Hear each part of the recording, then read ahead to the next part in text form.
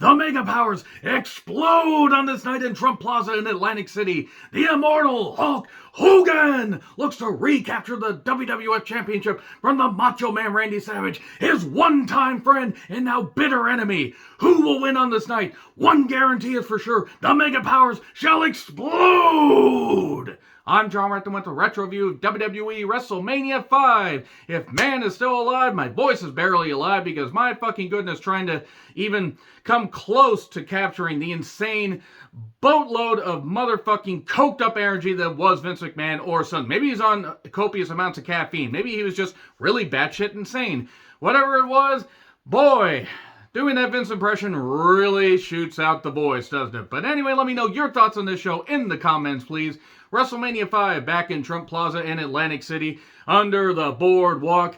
The Macho Man's got a plan to take over the land. I'm gonna beat the Hulk Hogan man because he won't be a man in 2003. It's the boardwalk, Board Hulk.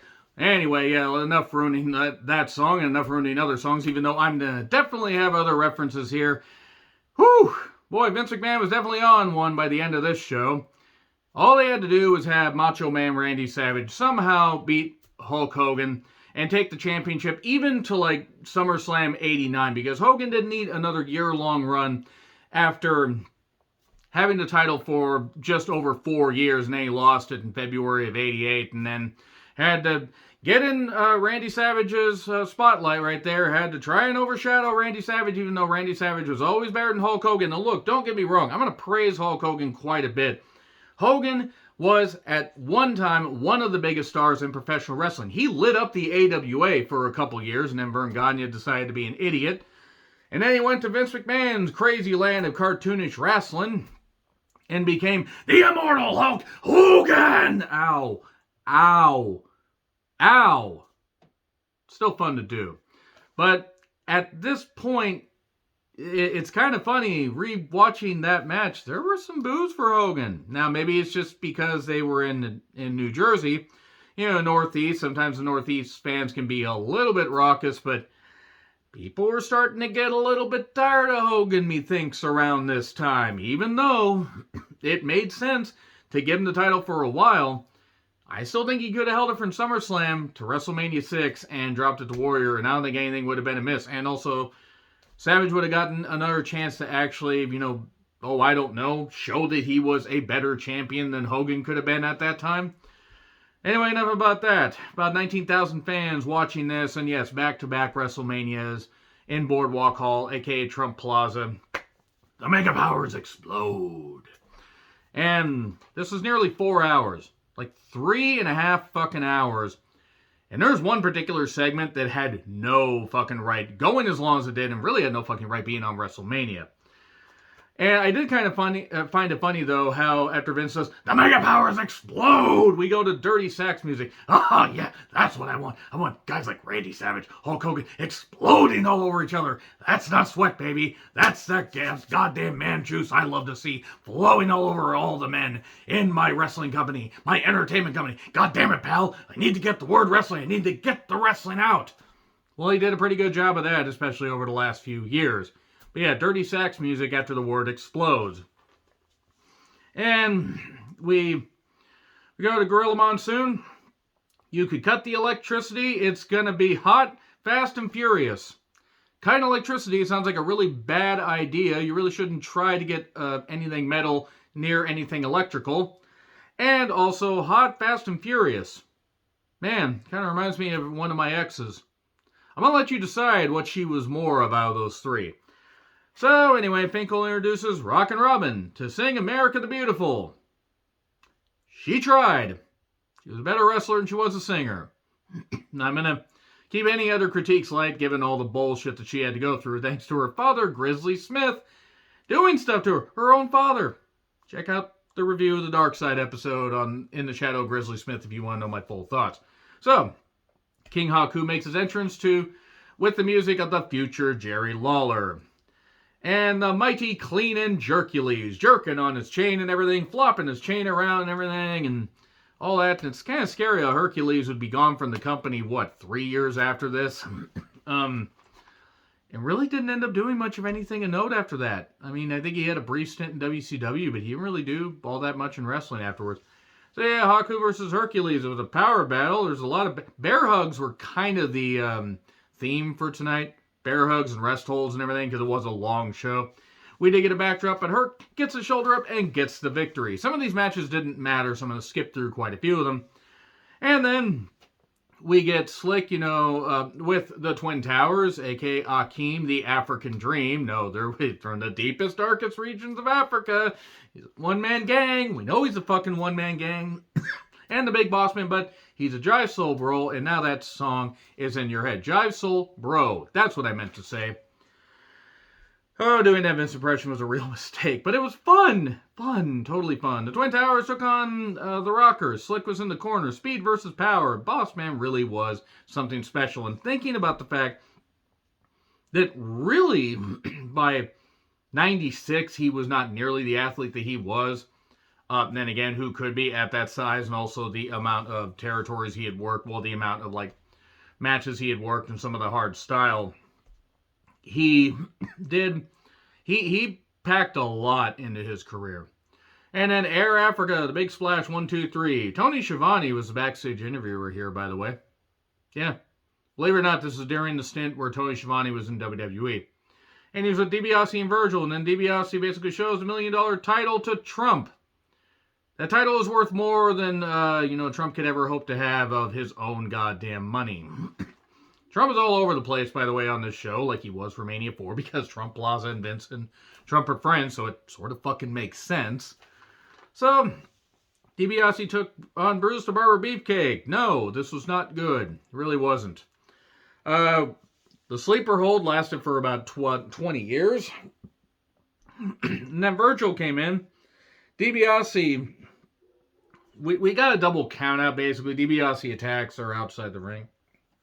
And then he puts the sleeper hold on Virgil to stop Virgil from interfering and him cutting the hair of Ted DiBiase. Here's the problem with that. Ted DiBiase was coherent enough to get the fuck away. Brutus apparently didn't know how to plan shit very well. So, we cut to Lord Alfred Hayes talking to the Bushwhackers, and the Bushwhackers are eating. Don't read up on Lord Alfred Hayes, because you'll find out some shit you didn't really want to know. Though I will say, not exactly the best guy. The fabulous Rougeau brothers are all American boys. They're all American boys. They're trying to wave the flags. I don't have a little flag. I'm sorry. I don't have a little flag. I don't have the budget for a little flag. Spend all my money on pizza and bills and food for the cat. And also cat food, because sometimes he tries to eat my pizza. The producer is currently hunting, by the way, so I'm sorry he's not on camera. Check out my WCW Uncensored 97 review if you want to see anything I have to say about, well, the pay-per-view, and also hear the producer chime in and put his paw right here on my eye. So, the Bushwhackers took on the Rougeaus. It wasn't really a wrestling match, given the fact that the Bushwhackers couldn't really do anything by this point. They beat their bodies up as the sheep herders for years and years and years before. Battering ran for the win. Now let's move on. The Bushwhackers then attack by licking Sean Mooney. There's nothing, it's very weird being licked by a Bushwhacker. Was some kind of quote from Sean Mooney. Mr. Perfect took on the Blue Blazer, a.k.a. Owen Hart. Wasn't bad. I'll say this much. Owen definitely showed some promise on a big stage. And he did get a nice crucifix for a close near fall. But then Perfect Plex 1, 2, 3. Mr. Perfect got a win in about 5.5 minutes.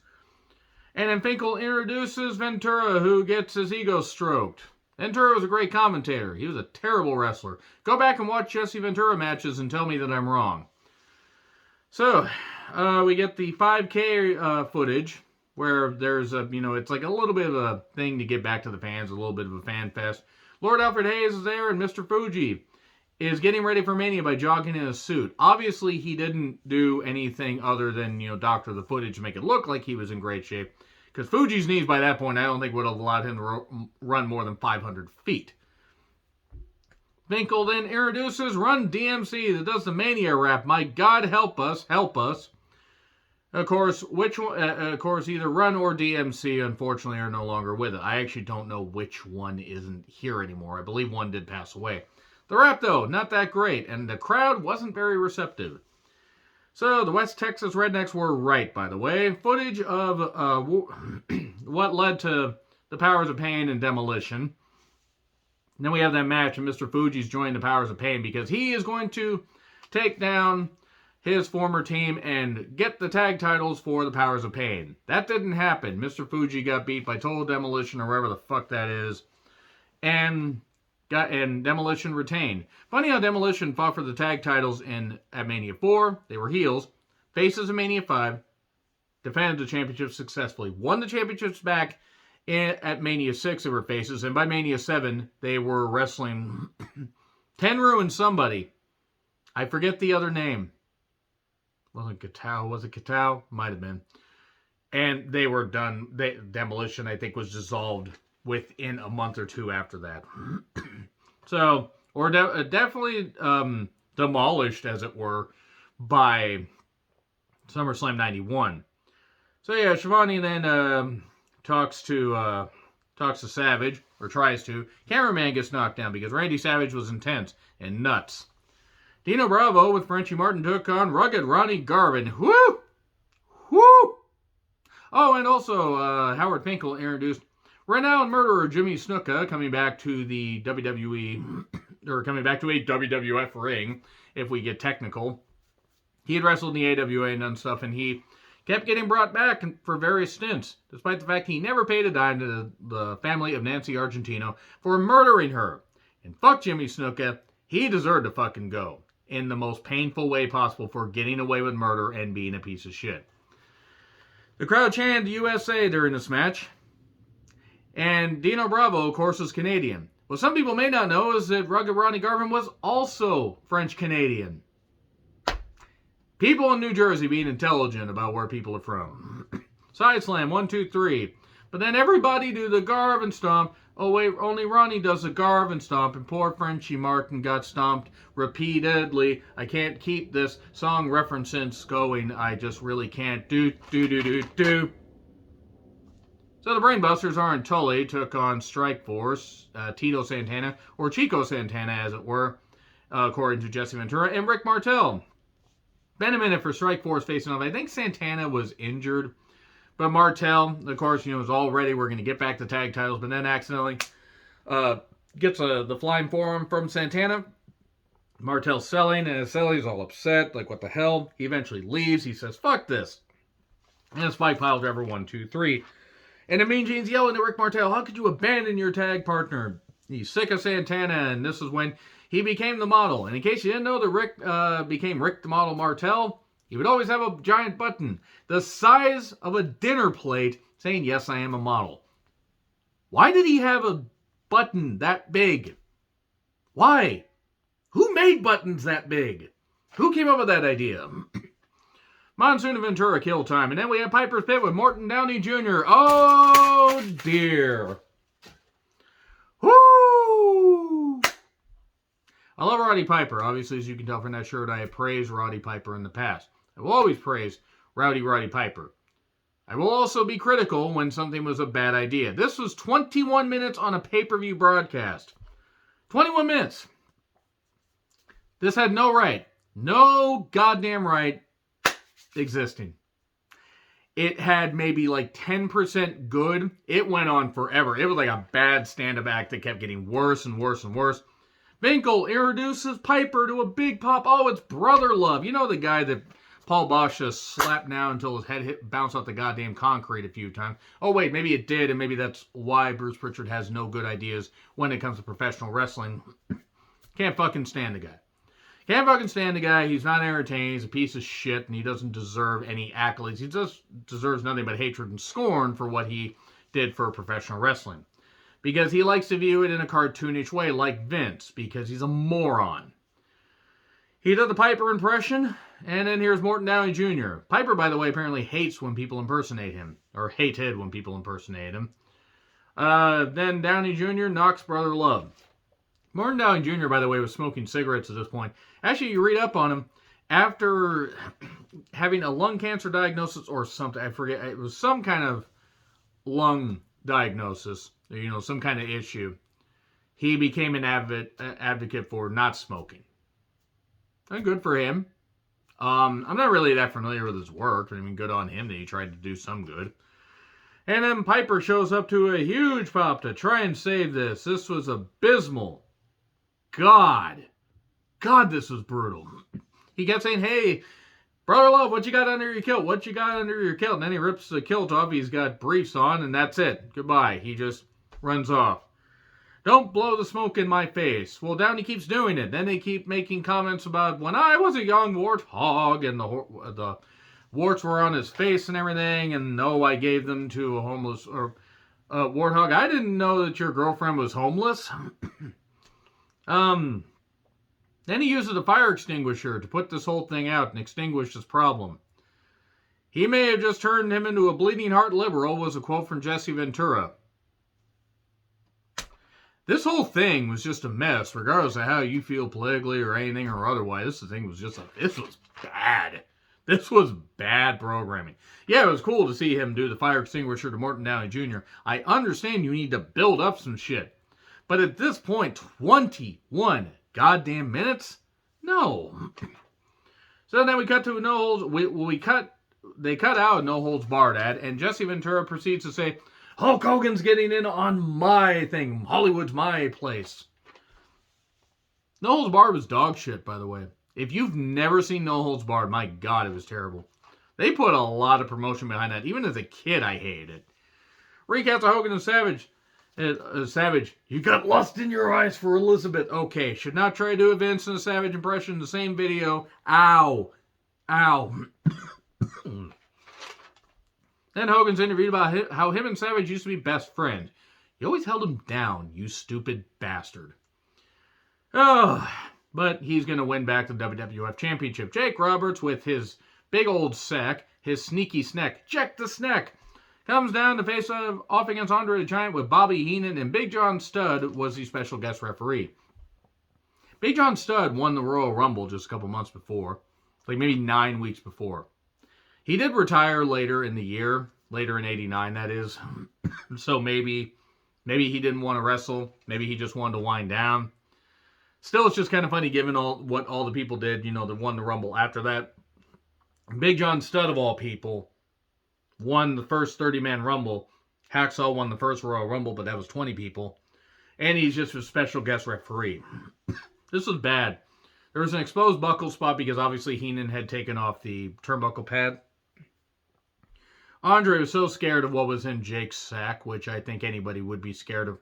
At that time especially, given what Jake the Snake was into. He's clean now, but given what he was into, you probably didn't want to even look. It might have just been drugs moving around. DiBiase shows up to steal the sack, gets knocked down, and then Andre's choking up Big John Studd. And then the Snake gets thrown in the ring. Andre powders, and the DQ's called in. Yeah. Jake Snake Roberts wins by DQ. Shivani talks to Sherry, who talks about Rockin' Robin and Miss Elizabeth. And Sherry was fucking hot. She was, wasn't she? Hart Foundation, Bret Hart and Jim the Anvil Neidhart took on Greg Valentine and Honky Tonk Man before they were Rhythm and Blues with Jimmy Hart. Jimmy Hart, former manager of the Hart Foundation. One of the greatest tag teams of all time, a great worker, and fucking Honky Tonk Man, who was a piece of shit and a moron. And one of the worst Intercontinental Champions ever. So, the match wasn't bad. Anvil knocks down Jimmy Hart, tosses the megaphone to Bret and says, here, use this. Okay, boop. And knocks down, at least the right guy took the pin, Honky Tonk, that idiot. So, recast of the Warrior and Rick Rude and what led to all this stuff and everything, and superposed down the all that and whatever, and Rick Rude trying to take it seriously and then choking him out with the bar and everything. Because Rick Rude didn't just set the bar, he was the... No. Could have put a bar in his goddamn head. Seriously, that was so much goddamn hair. So, Rick Rude does his entrance, use your promo, you Atlantic City sweat hogs, let me show you what a real sexy man looks like. There were some pretty girls in the crowd. And then Warrior makes his entrance, running down. Talk to me, Warriors! Why that turned into Nikita Koloff, I don't know. I've got the Intercontinental Championship. I'm going to take it on the spaceship with the rocket fuel. Hogan! Ow. God, this better entertain you guys. Rude deserved a goddamn bonus every time he wrestled Warrior. Let me just say, Warrior drew a ton of money and had the right look and the right guy pushing him. Warrior knew how to sell tickets, and he didn't know what the fuck he was doing in the ring. But let me tell you, as far as attention grabbing, the entrance and all the stuff, yeah, that was great. As a kid, it was great. You can look back on some of it now and be like, okay, yeah, I get why I liked it as a kid, but goddamn, this match is bloody fucking rotten. Because he couldn't work. He could be made to look good with the right people. Rude deserved at least a $500K bonus for having to carry Warrior. I'll let you decide if I meant for the whole goddamn time that they feuded or maybe just for this match alone. Rude tries a knee shot to the gut with his knee, but Warrior's still wearing the Intercontinental Championship, so he's selling his knee. I think he might have actually legit hurt his knee a little bit. It was like 800% barrow because Warrior did the entrance and everything and blew himself up, so he just had to do that to calm down. I mean, when you get that wound up to the point that you're going to have about 5 aneurysms in a minute, you probably aren't going to have anything. Even if you have the best cardio, you're not going to be in great shape. And this is not good, and eventually Heenan holds down Warrior's foot, and Rude gets the victory outside the ring and everything. You know, Heenan holds his foot down outside the ring, and oh my god! So Rick Rude wins the Intercontinental Championship, and then Warrior proceeds to beat up Heenan in a sloppy way, and he re-injured his neck multiple times. Bobby Heenan was not a fan of him, and I don't fucking blame him. Warrior again had the look. But yeah, I'll fucking say it again here, because I don't really give a good goddamn shit for how much of a piece of shit he was, and a lunatic and all that and all stuff. He said, fuck the Ultimate Warrior, I'm glad he's dead. Guy outlived other people or whatever, and was never gracious for anything in wrestling until, oh no, he got his way and got in the Hall of Fame. So there we go, I'm done with that. Nobody's perfect in wrestling, but guess what? Warrior wasn't really respected outside of the cartoonish nature of his character. That's really it. So, bad news, Brown took on Jim Duggan. This wasn't good, but it was short, and it ended in a double DQ. Moving on. So, an interview with the Red Rooster. Terry Taylor was never the same after this. Not that Terry Taylor was necessarily one of my favorite workers, but he was a very good worker. Had a great match against Nikita Koloff at Starrcade 1987, and just over a year later, he has his red hair and a mohawk. It's stupid. Red Rooster took on Bobby Heenan. The Brooklyn Brawler was there. And they had Rooster crowing in the beginning of Terry Taylor's theme. Bruce Pritchard tried to justify this. I would like to once again say that Bruce Pritchard's a fucking moron. Deserves to be slapped with a sack of doorknobs. Until maybe he develops a coherent thought. Or no thoughts at all. I mean, really, no thoughts from Bruce Pritchard would be better than what he's produced for wrestling. So, yeah, Rooster wins because Heenan was hurt, and Rooster took care of him. And then Brooklyn Brawler tried to attack Terry Taylor, but Terry Taylor ran him off. Mean Gene interviews Miss Elizabeth. She will be in a neutral corner. All I know is my gut says maybe. I have no strong feelings one way or the other. Tell my wife I said wrong neutral corner. Sorry. Randy Savage versus Hulk Hogan, WWE Championship match. And let me just say right now, Savage really deserved a longer run. Hulk Hogan, look, the match was very good. Hogan could work. He could talk. He could draw people into the building. He could work. You could see some of the stuff that he was able to do in Japan and see that he actually could work. He was not a technical master, but he did a little bit of good mat wrestling here. And Randy Savage was great at making anybody look good, bouncing around like crazy. Eventually did target Hogan's throat. Beating him up. He did use Liz as a human shield at one point. Probably not the only time, sorry to say. But targeted the throat. Did the guardrail spot. Beat him up. Hit the sky elbow. 1, 2, and Hogan powers out. And the crowd booed. There were a lot more boos than I fucking remember. I haven't watched this match in a number of years, in full at least. There were more boos than I fucking remember. That was loud. I mean, Northeast and everything, but that was something like that. And that was a precursor. Hogan would still get big reactions, big babyface reactions. But the crowd, some of the crowds are starting to turn. They were starting to get sick of Hogan. And Hogan, of course, hits a big boot. Leg drop, 1, 2, 3. Poses, does all that stuff and everything. All that. And he's a new WWE champion. Will hold it for about a year and then drop it to Ultimate Warrior in a match that was a fucking miracle that it was that good. Yeah, so the Mega Powers exploded on this night. Ouch, I'm done. I'm going to go rest my voice. Agree, disagree, what I said? Like, share, subscribe, Twitter handle in the description. I'm John Rithlin. I'll see you soon.